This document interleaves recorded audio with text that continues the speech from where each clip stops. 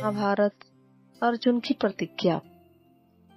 महाभारत का भयंकर युद्ध चल रहा था। लड़ते लड़ते अर्जुन रण क्षेत्र से दूर चले गए थे। अर्जुन की अनुपस्थिति में पांडवों को पराजित करने के लिए द्रोणाचार्य ने चक्रव्यूह की रचना की। अर्जुन पुत्र अभिमन्यु चक्रव्यूह भेदने के लिए उसमें घुस गया। उसने कुशलता पूर्वक चक्रव्यूह के 6 चरण भेद लिए, लेकिन 7वें चरण में उसे दुर्योधन, जयद्रथ आदि 7 महारथियों ने घेर लिया और उस पर टूट पड़े। जयद्रथ ने पीछे से निहत्थे अभिमन्यु पर जोरदार प्रहार किया।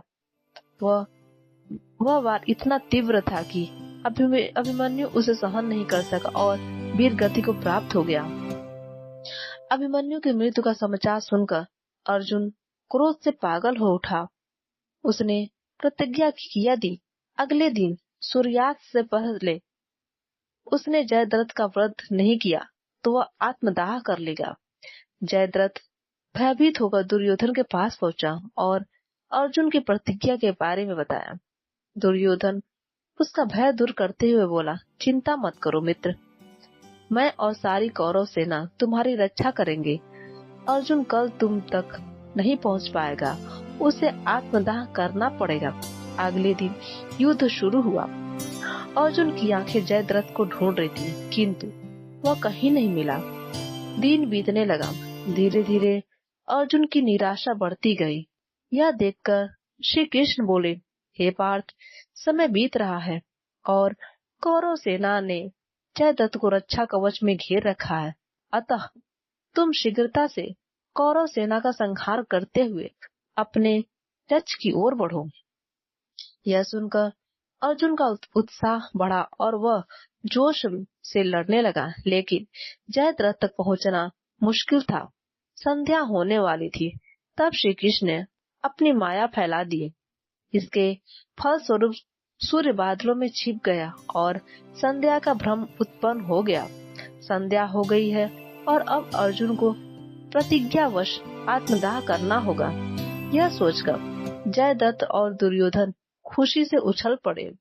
अर्जुन को आत्मदाह करते देखने के लिए जयद्रथ कौरव सेना के आगे आकर अट्टहास करके हंसने लगा। जयद्रथ को देखकर श्री कृष्ण बोले, पार्थ, तुम्हारा शत्रु तुम्हारे सामने खड़ा है, उठाओ अपना गांडी और वध कर दो। वह देखो, अभी सूर्यास्त नहीं हुआ है। यह कहकर उन्होंने अपनी माया समेट ली। देखते ही देखते सूर्य बादलों से निकल आया। सबकी दृष्टि आसमान की ओर उठ गई। सूर्य अभी चमक रहा था। यह देखकर जयद्रथ और दुर्योधन के पैरों तले जमीन खिसक गई। जयद्रथ भागने को हुआ, लेकिन तब तक अर्जुन ने अपना गांडी उठा लिया था। तभी श्री कृष्ण चेतावनी देते हुए बोले, हे अर्जुन, जयद्रथ के पिता ने इसे वरदान दिया था कि जो भी इसका मस्तक जमीन पर गिराएगा, उसका मस्तक भी 100 टुकड़ों में विभक्त हो जाएगा। इसलिए यदि इसका सिर जमीन पर गिरा तो तुम्हारे सिर के भी 100 टुकड़े हो जाएंगे। हे पार्थ, उत्तर दिशा में यहाँ से 100 योजन की दूरी पर जयद्रथ का पिता तप कर रहा है।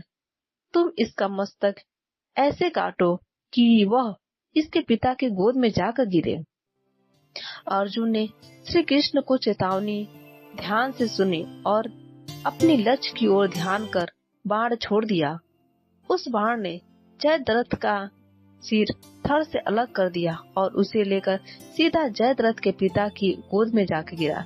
जयद्रथ का पिता चौंक कर उठा तो उसकी गोद में से सिर जमीन पर गिर गया। सिर के जमीन पर गिरते ही उनके भी सिर के 100 टुकड़े हो गए। इस प्रकार अर्जुन की प्रतिज्ञा पूरी हुई।